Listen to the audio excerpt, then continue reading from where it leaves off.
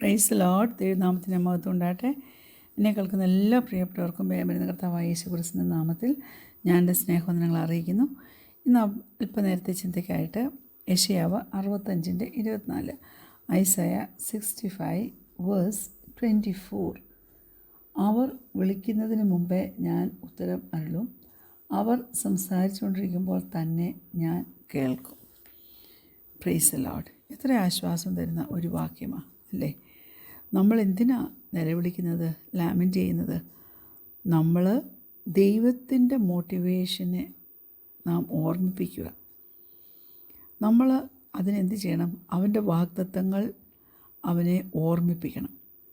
ആ വാഗ്ദത്തങ്ങൾ നാം വിളിച്ചു പറയണം. അതുപോലെ വചനത്തിൽ കൂടെ ദൈവത്തിൻ്റെ സ്വഭാവ സവിശേഷതകൾ നമുക്കറിയാവുന്നത് നാം വിളിച്ചു പറയണം. എന്നിട്ട് നമ്മുടെ റിക്വസ്റ്റ് എന്താണെന്ന് ദൈവത്തെ ഓർമ്മിപ്പിക്കണം. എന്ത് പറയണം? കർത്താവേ, ദൈവഹിതപ്രകാരമേ നാം പ്രാർത്ഥിക്കാവുള്ളൂ. അപ്പോൾ നമ്മൾ പറയണം, കർത്താവേ, ഞങ്ങളുടെ റിക്വസ്റ്റ് നിൻ്റെ ഹിതവുമായിട്ട് അലൈൻ ചെയ്ത് ഉള്ളതാണ് എന്ന്. അങ്ങനെ ഒരു ധൈര്യത്തോടുകൂടി പ്രിയ ദൈവത്തിലെ നിനക്ക് പ്രാർത്ഥിക്കാൻ പറ്റുമോ? അപ്പോൾ ദൈവം എന്താണ് നിൻ്റെ പ്രാർത്ഥനയ്ക്ക് ഉത്തരം തരേണ്ടത്? എന്തുകൊണ്ടാണ്? കാരണം at the core of this component of lament is this question. നമ്മൾ അതാദ്യം മനസ്സിലാക്കി കഴിയുമ്പോൾ നമ്മൾക്ക് ശരിക്കും അൺകംഫർട്ടബിളായിട്ട് തോന്നും. ഞാൻ ചോദ്യം ചോദിച്ചിട്ടുള്ള സമയങ്ങളുണ്ട്. കർത്താവേ, നീ എനിക്ക് നല്ല കാര്യങ്ങൾ ഉത്തരമായി തരും, പക്ഷേ ഞാൻ അതിന് പകരം ഇന്നത് ചെയ്യുമെന്ന് പറഞ്ഞ് നിന്നെ ഞാൻ കൺവിൻസ് ചെയ്യണോ ദൈവമേ? ഞാൻ നിൻ്റെ ഒരു കുഞ്ഞല്ലേ, നീ എൻ്റെ ഒരു നല്ല അപ്പനല്ലേ, എന്നെ കെയർ ചെയ്യാമെന്ന് പറഞ്ഞവനല്ലേ? അങ്ങനെയൊക്കെ നാം ക്വസ്റ്റ്യൻ ചെയ്തുകൊണ്ടിരുന്നാൽ we always miss the point. ഞാൻ മനസ്സിലാക്കിയ ഒരു കാര്യമാണ്. പക്ഷെങ്കിൽ നമുക്ക് വേണ്ടി കർത്താവ് ഇതെന്തുകൊണ്ട് ചെയ്തു തരണമെന്ന് നാം അവനെ റിമൈൻഡ് ചെയ്യിക്കുമ്പോൾ അതിൻ്റെ അർത്ഥം നാം ദൈവം ആരെന്ന് മനസ്സിലാക്കി അവൻ്റെ സ്വഭാവത്തെ നാം ദൈവത്തെ ഓർമ്മിപ്പിക്കുകയാണ് എന്നാണ്. ദൈവം ആരാ അല്ലേ? അവൻ നമ്മെ ഇവാലുവേറ്റ് ചെയ്യും. എന്തൊക്കെ നമുക്ക് കാര്യങ്ങൾ അറിയാത്തതുണ്ടോ അതെല്ലാം അവൻ നമ്മെ അറിയിക്കും. ദൈവം ഒരു നല്ല പിതാവല്ലേ? എവിടുന്നാ കുഞ്ഞെ നീ മനസ്സിലാക്കിയത് ദൈവം നിനക്ക് ഒരു നല്ല പിതാവാണെന്ന്? ബൈബിളിൽ കൂടി അല്ലേ? പിന്നീട് മുന്നോട്ട് ബൈബിൾ അനുസരിച്ച് വരുമ്പോൾ അനേക നല്ല അനുഭവങ്ങൾ ദൈവം തരുന്നതിൽ കൂടി നിനക്കിതെല്ലാം മനസ്സിലാക്കിയെടുക്കാനായിട്ട് പറ്റും അല്ലേ? നീ ദൈവത്തിൻ്റെ ഒരു കുഞ്ഞ, ഞാൻ ദൈവത്തിൻ്റെ ഒരു കുഞ്ഞ. നമ്മൾ അങ്ങനെ ദൈവത്തിൻ്റെ പ്രോമിസസ് അവനെ ഇങ്ങനെ remind ചെയ്യിച്ചുകൊണ്ടിരിക്കണം. As a motivation for why he should show up for us. It's not really about convincing God. ശരിക്കും വാസ്തവമായി നടക്കുന്നത് എന്താണെന്ന് വെച്ചാൽ നമ്മളൊരു പെർസ്പെക്റ്റീവ്, ദൈവത്തിൻ്റെ ഒരു കാഴ്ചപ്പാട് നാം ഗെയിൻ ചെയ്തെടുക്കുക.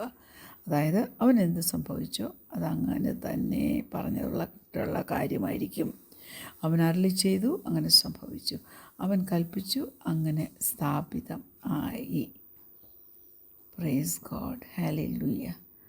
നമ്മൾ ദൈവത്തോട് കർത്താവേ, നീ എൻ്റെ അടുക്കിലേക്ക് വരണേ എന്ന് പറഞ്ഞാൽ അവൻ വരുമോ? തീർച്ചയായിട്ടും വരും. കാരണം അവൻ നമ്മോട് പറഞ്ഞ എന്തുവാ?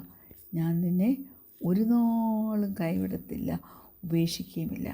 എബ്രായർ 13:5 ഇങ്ങനെ പറയുന്നു, നിങ്ങളുടെ നടപ്പ് ദ്രവ്യാഗ്രഹമില്ലാത്തതായിരിക്കട്ടെ, ഉള്ളതുകൊണ്ട് തൃപ്തിപ്പെടുകയും, ഞാൻ നിന്നെ ഒരു നാളും കൈവിടുകയില്ല, ഉപേക്ഷിക്കുകയുമില്ല എന്ന് അവൻ അരുളി ചെയ്തിരിക്കുന്നുവല്ലോ. ഇങ്ങനെയൊരു അരുളി ചെയ്തൊരു ദൈവമാണ് നമുക്ക് ഉള്ളത്. Praise God. അതുകൊണ്ട് നമുക്ക് വേണമെങ്കിൽ നമ്മുടെ ആവശ്യം, നമ്മുടെ റിക്വസ്റ്റ് ഇങ്ങനെയൊന്ന് റീഫ്രെയിം ചെയ്യാം. ദൈവമേ, നിൻ്റെ സാന്നിധ്യം, നീ എൻ്റെ അടുത്തുണ്ടെന്നുള്ളത് ഒന്ന് എക്സ്പീരിയൻസ് ചെയ്യുവാൻ തക്കവണ്ണം എന്നെ ഒന്ന് സഹായിച്ചേ. Praise God. മോട്ടിവേഷൻ തീർച്ചയായിട്ടും നാം എന്താണ് ദൈവത്തിൻ്റെ സന്നിധിയിൽ ആഗ്രഹിക്കുന്നതെന്നുള്ളതിനെ നമുക്ക് റീഫ്രെയിം ചെയ്യുക തന്നെയാണ്. അവൻ എന്ത് നമുക്ക് വേണ്ടി ചെയ്തു തരുമെന്ന് പറഞ്ഞിട്ടുണ്ടോ അതെല്ലാം അവൻ ചെയ്തു തരും. നമ്മുടെ ബർത്ത് റൈറ്റ് അവൻ നമ്മെ ഓർമ്മിപ്പിക്കുക. നമ്മൾ യാതൊരു സംശയവും കൂടാതെ നമ്മൾ ചില കാര്യങ്ങളൊക്കെ റിസീവ് ചെയ്യും. കാരണം കർത്താവ് ഒരു വചനം അയച്ചിട്ടുണ്ടെങ്കിൽ ആ വചനം വെറുതെ ഒരിക്കലും അവൻ്റെ അടുക്കിലേക്ക് മടങ്ങി ചെല്ലത്തില്ല. ആ വചനം അതിൻ്റെ കാര്യം സാധിപ്പിക്കും. യെശയ്യാവ് 55:11, ഐസയ 55:11 ഇങ്ങനെ പറയുന്നു: എൻ്റെ വായിൽ നിന്ന് പുറപ്പെടുന്ന എൻ്റെ വചനം ആയിരിക്കും. അത് വെറുതെ എൻ്റെ അടുക്കിലേക്ക് മടങ്ങി വരാതെ എനിക്കിഷ്ടമുള്ളത് നിവർത്തിക്കുകയും ഞാൻ അയച്ച കാര്യം സാധിപ്പിക്കുകയും ചെയ്യും. Praise the Lord. ദൈവം ആരാണെന്ന് നാം ഓർത്തിരിക്കണം കേട്ടോ.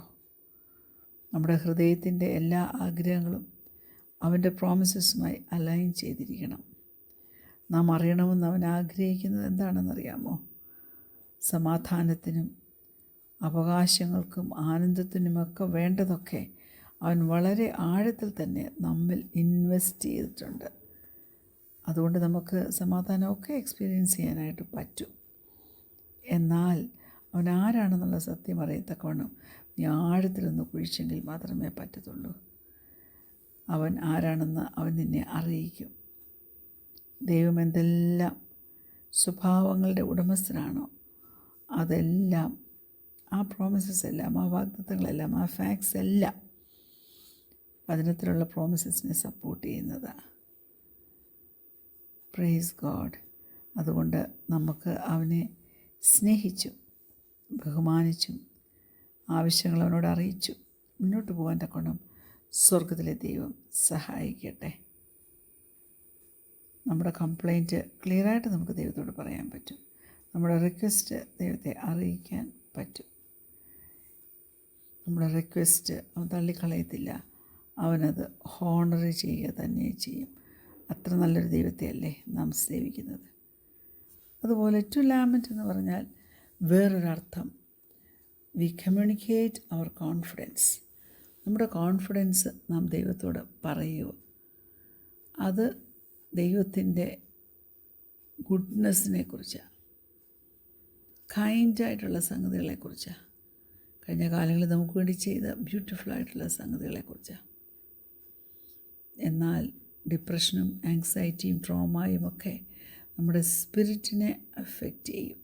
നമ്മുടെ ശരീരത്തിനെയും മനസ്സിനെയും എത്രത്തോളം അഫക്റ്റ് ചെയ്യുമോ അതുപോലെ ഈ സ്വഭാവങ്ങൾ ഹല്ലേലൂയ നമ്മുടെ ആത്മാവിനെ അഫക്റ്റ് ചെയ്യും, നമ്മുടെ സ്പിരിറ്റിനെ അഫക്റ്റ് ചെയ്യും. നമുക്ക് എത്ര വലിയ വേദന വന്നാലും ദൈവത്തിൻ്റെ കഴിഞ്ഞ കാലത്തിലെ നന്മ ഓർക്കുവാൻ കഴിയാത്ത ഒരവസ്ഥയിലേക്ക് നാം മാറ്റപ്പെടും. ബയോളജിക്കൽ ലെവലിൽ നോക്കുവാണെങ്കിൽ തുടർമാനമായിട്ടുള്ള മാനസിക വേദന നമ്മുടെ ഓർമ്മശക്തിയെ ബാധിക്കും. നാം അത് ശ്രദ്ധിക്കണം. എന്നാൽ നമ്മൾ ആരോടെങ്കിലും ചോദിക്കുവാണെങ്കിൽ ദൈവത്തിൻ്റെ അനുഗ്രഹത്തെക്കുറിച്ച് അവരെ മനസ്സിലാക്കുവാൻ തക്കോണം കഴിഞ്ഞ കാലങ്ങളിൽ നമുക്ക് വേണ്ടി ചെയ്ത് തന്നതൊക്കെ നമ്മൾ അവരോട് ഡിസ്ക്രൈബ് ചെയ്ത് കൊടുക്കുകയാണെങ്കിൽ ഇമോഷണലി ആൻഡ് സ്പിരിച്വലി നമ്മുടെ ഹോപ്പ്ലെസ്നെസ്സിനെ അത് മാറ്റിത്തരും. നാം ഒറ്റയ്ക്കാണെന്നുള്ള തോന്നൽ നമ്മുടെ ഹൃദയത്തിൽ നിന്ന് അത് എടുത്തു കളയും. കഴിഞ്ഞ കാലങ്ങളിൽ നമുക്ക് വേണ്ടി ചെയ്ത നന്മകളൊക്കെ ഒന്ന് ഓർക്കാമോ? ദൈവം എത്ര കൈൻഡായിരുന്നു നമ്മളോടല്ലേ. നമുക്ക് ചോദിക്കാൻ പോലും അർഹതയില്ലാത്ത സംഗതികൾ അവനോട് ചോദിച്ചപ്പോൾ അവൻ നമുക്ക് തന്നില്ലേ. നമ്മളോട് എന്തുമാത്രം ടെൻഡറായിട്ടാണ് അവൻ ഇടപെട്ടത് അല്ലേ. ഇത് നമ്മുടെ പ്രത്യാശയെ വർദ്ധിപ്പിക്കുന്നു. ദൈവം നമുക്ക് വേണ്ടി ഉള്ളതാണെന്ന് അത് നമ്മളെ ഓർമ്മിപ്പിക്കുന്നു. എത്രയോ ശക്തിയുള്ളൊരു ദൈവത്തെ, ഇത്രമാത്രം ശക്തിയും കൃപയുമുള്ളൊരു ദൈവത്തെ നമ്മുടെ വേദനയിൽ നിന്ന് നമുക്കൊരു വിടുതൽ കിട്ടുന്നതിന് വേണ്ടി, അവൻ്റെ ആ ഗുഡ്നെസ് അവൻ നമ്മുടെ മേലൊന്ന് വെളിപ്പെടുത്തുന്നതിന് വേണ്ടി ഒരു റിക്വസ്റ്റ് അവനോട് പറയാൻ ദൈവത്തിലെ നിനക്ക് കഴിയില്ലേ? ദൈവം നമ്മെ കാണുന്നുണ്ട്. നമ്മളെത്ര അബാൻഡൻ ആണെങ്കിലും മനുഷ്യർ നമ്മെ ഷെയിംഡ് ആക്കിയാലും അബ്യൂസ്ഡ് ആക്കിയാലും നമ്മളുള്ള ദൈവത്വത്തെ അവരൊക്കെ കാണുവാൻ തക്കവണ്ണം ഇടയാകട്ടെ. നമ്മൾ ദൈവത്തിൻ്റെ നന്മയെക്കുറിച്ച് പറയുമ്പോൾ നമ്മുടെ ഹൃദയം എത്ര സോഫ്റ്റ് ആകുമല്ലേ. നമ്മുടെ ഹൃദയവും മനസ്സും എല്ലാം നന്ദി കൊണ്ട് നിറയും. അതുകൊണ്ട് ഞാൻ പറയട്ടെ, ഒറ്റയ്ക്കാണെന്ന് ഒരിക്കലും ചിന്തിക്കരുത്. കർത്താവ് നമ്മോടുകൂടി ഇരിക്കും. കർത്താവ് നമ്മെ സഹായിക്കും. അതിനുവേണ്ടി നമുക്ക് നമ്മെ തന്നെ കർത്താവിൻ്റെ കരങ്ങളിൽ ഏൽപ്പിച്ചു കൊടുക്കാം. കണ്ണടയ്ക്കാൻ പ്രാർത്ഥിക്കാം. ഞങ്ങളെ സ്നേഹിക്കുന്ന ഞങ്ങളുടെ നല്ല ദൈവമേ, സ്വർഗീയ പിതാവേ, ഞങ്ങൾ നിന്നെ സ്തുതിക്കുന്നു, സ്തോത്രം ചെയ്യുന്നു. ദൈവത്തിൻ്റെ ഇമ്പസ്വരം കാതുകളിൽ അലയ്ക്കുമ്പോൾ അത് കേട്ടനുസരിപ്പാൻ തക്കണമുള്ള മനസ്സ് ഞങ്ങൾക്ക് ഓരോരുത്തർക്കും തെരുമാറാകണമേ. എല്ലാവിധ കഷ്ടങ്ങളുടെ മധ്യത്തിലും കഷ്ടമേശാതെ ഞങ്ങളെ ഇഷ്ടമായി നടത്തുന്നൊരു കർത്താവുള്ളതിനാൽ ആ കർത്താവിൻ്റെ കൃപയ്ക്ക് വേണ്ടി സമർപ്പിക്കുന്നു. ഞങ്ങളുടെ മേൽ ധാരാളമായി ചൊരിഞ്ഞാട്ടെ യേശുവിൻ്റെ നാമത്തിൽ തന്നെ. ആമേൻ. Praise the lord. God bless you all.